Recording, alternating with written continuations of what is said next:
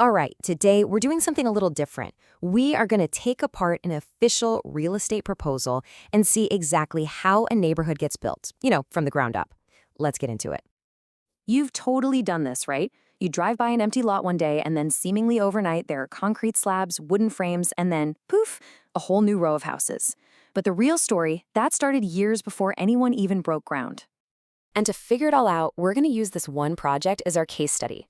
It's called Midway Estates.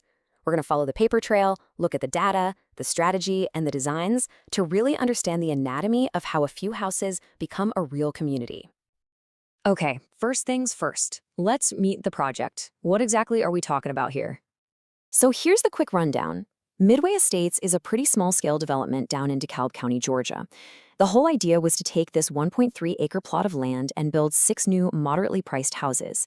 The homes themselves, pretty standard fare. 3 bedrooms, 2.5 baths. It's what you'd call a classic infill project, meant to add some new housing right into an already established area. But, a plan on paper is one thing. Every single development project, big or small, always starts with one critical question. Is there actually an opportunity here? So let's look at the data the developers saw that made them say, oh yeah. Now this chart is super interesting because it tells a story about money. What you're seeing here is that in the Atlanta area, between 2013 and 2016, rents just kept climbing.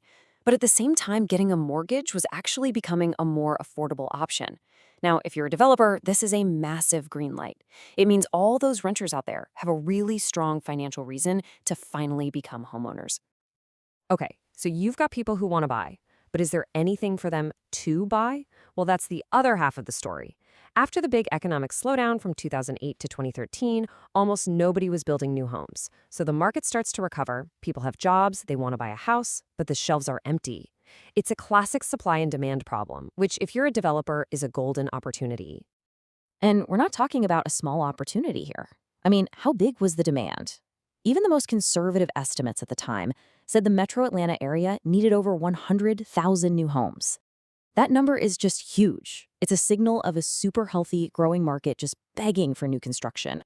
So you put it all together. You've got motivated buyers, a serious lack of supply, and this massive overall demand. The developers had their answer. The timing was perfect, the location was right, the market was basically screaming, if you build it, they will come.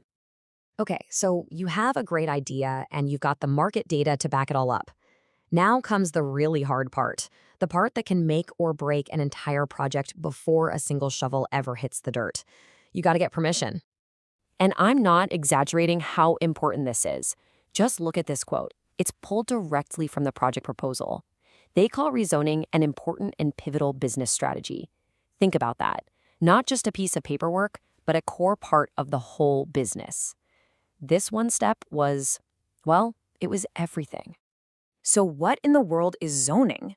The easiest way to think about it is like the official rule book for a city. Every single piece of land has a zoning code that tells you what you can and can't do with it. Can you build a skyscraper, a little corner store, a single house? Zoning rules control the size, the type, and just how many buildings you can squeeze onto a piece of land. To change the plan, you have to change the rules.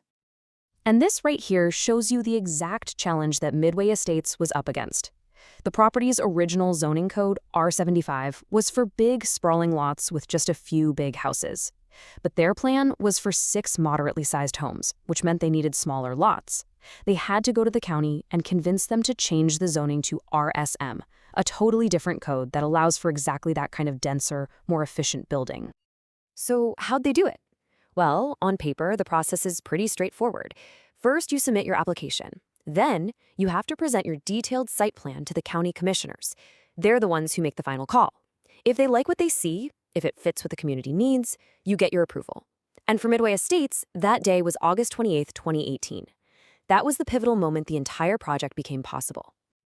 So, with all the legal hurdles cleared, we can finally get to the fun part, designing the actual homes.